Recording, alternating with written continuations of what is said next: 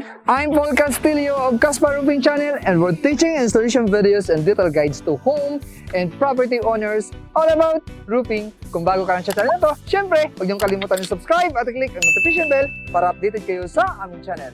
And for today's video, nandito tayo ngayon sa ating roofing renovation na kung saan ipapakita ko sa inyo yung part 2 ng ating vlog. So tara!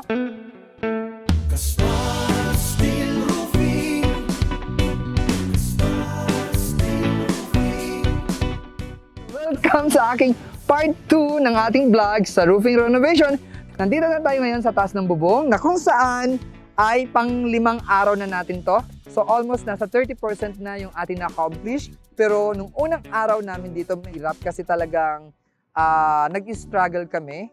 Talagang inaalam pa namin kung ano yung pinakamagandang gawin para ma-save natin yung 80% na concrete tile niya dahil gagamitin pa to sa kanyang farm. So ayun. Ang medyo mahirap lang nito, yung part sa ridge roll, kasi nakadikit yung concrete tile niya, nakasimento. So, kailangan babasagin talaga siya. Oh, no. So, yun lang yung hindi natin masasave.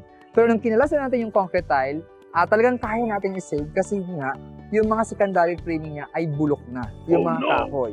So, bakit nga ba nabubulok yung mga kahoy nito? Dahil nga, sa sobrang init, dahil yung concrete tile ay hindi siya resistant sa temperature, sa heat temperature, nagkakaroon ng moisture.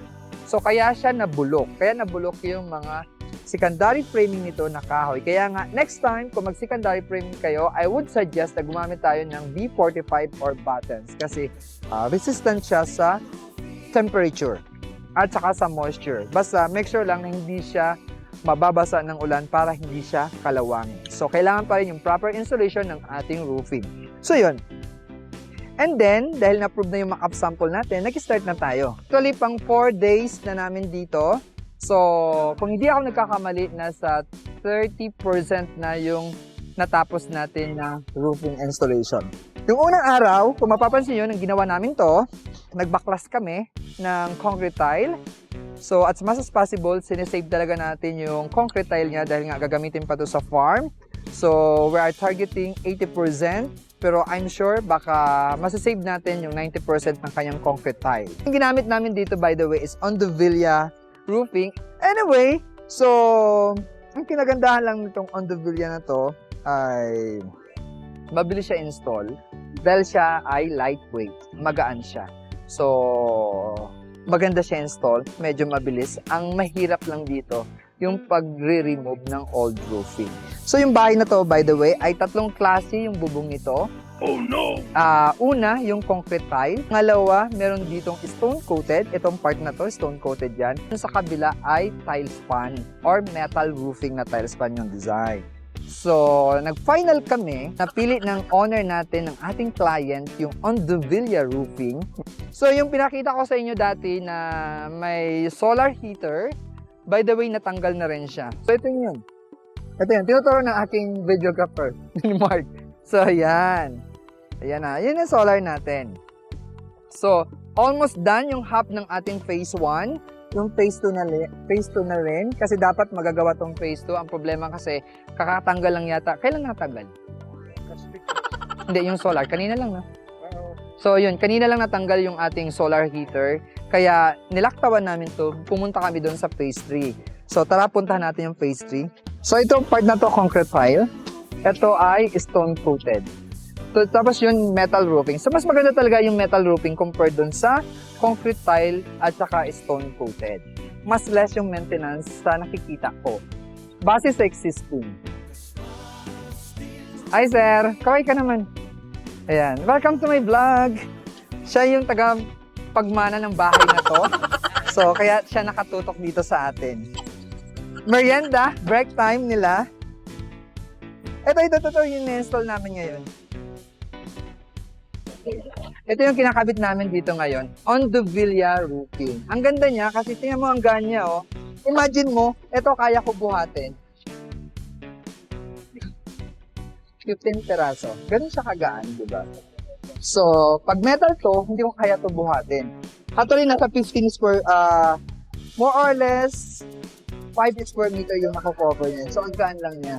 Kaya nga, if you are planning to put an solar sa bahay nyo, mas maganda gamitin yung Ondovilla kasi lightweight siya. So, hindi magdadagdag ng additional bigat. Kasi yung solar, meron yung 2 kg per panel na solar. So, yun, I would suggest mag-Ondevilla tayo. So yun, ito yung natapos namin in 2 days. 3 days yata. So natapos na to. And then, portion na yan, tapos na rin. Andyan si Engineer Mark. Engineer Mark, kaway naman! Ayan mga taga-press ko, no? Sir, kaway naman dyan. Yan. So, ayan. Diba, mga taga-press ko niyan. Sila yung way kung bakit nakuha natin yung project na to. Kaya, tayo ay nagpapasalamat sa Priscon Philippines dahil naging part tayo sa bahay na to. This is a prestigious project. Medyo challenging siya pero maganda. At saka it's an honor na rin na maging part tayo ng bahay na to kasi yung nagmamayari ng bahay na to is a very well-known, kilalang kilala, international. Kaya maraming salamat sa tiwala nyo sa amin. So medyo matatapos na kami dito. Ilang weeks pa tayo dito? 2? Ha? 3? Oh no! Grabe, 2 weeks lang. So kaya, sabi ni Foreman mga 3 weeks pero hindi. Dapat 2 weeks lang tayo dito. So, yun. Pero baka magdadagdag kami ng manpower para matapos lang natin yung ating roofing sa schedule. So, installation ng ating roofing. So, yun. And then, ano pa ba? May nakalimutan pa tayo? Medyo mahirap lang talaga dito sa part na to kasi nga may mga corner siya yung cutting pero yung installation ng Ondevilla ay napakabilis lang gawin. So, ang mahirap lang dito, yung maglalagay tayo ng secondary framing. Kaya kung mapapansin nyo, meron tayong B45 dito. Mark, pakita mo. Meron tayong B45 framing. Ang purpose kasi niyan, para i-align natin yung slope ng ating bubong. Kasi nga, pag nilatag natin yung Ondevilla roofing natin, tapos hindi pantay yung slope, nagkakaroon siya ng alon-alon. So, pangit siya tingnan. Hindi natin ma-attain yung ganda ng Ondevilla. So, kailangan pantay yung kanyang slope. So, we're done our part 2.